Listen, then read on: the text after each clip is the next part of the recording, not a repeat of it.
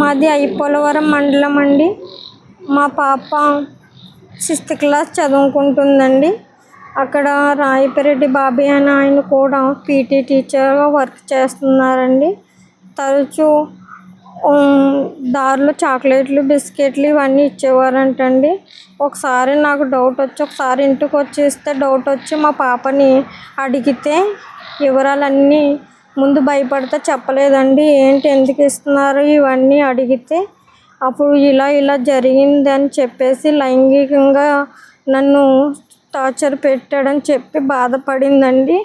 అందుకని నా పాప బాధలో నాకు ఇక నేను తట్టుకోలేకపోయానండి. వెంటనే నేనైతే ఇలాగ అనుకున్నానండి, ఈ ఎదవని స్పాట్లో చంపేయాలి వెళ్ళి అన్నంత కసి నాలో పెరిగిపోయిందండి. కాకపోతే పెద్దవాళ్ళు ఉన్నారు కదా, మా అన్నయ్య వీళ్ళందరినీ ఆలోచించుకొని ఇలాగ చేసుకున్నానండి. నేను జరిగిన అన్యాయం ఇంకా వేరే పాపకి ఎవరికి జరగకూడదని, ఇటువంటి ఎదవలకి ఏ శిక్ష అయితే ఉన్నదో న్యాయ వ్యాధులు అలాంటి శిక్ష వెయ్యాలని నేను కోరుకుంటున్నానండి.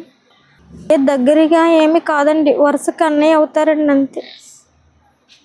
చాక్లెట్లు, బిస్కెట్లు ఇచ్చి రూమ్కి తీసుకుని వెళ్ళి ఇలా లైంగికంగా చేసినట్లు నాకు చెప్పిందండి.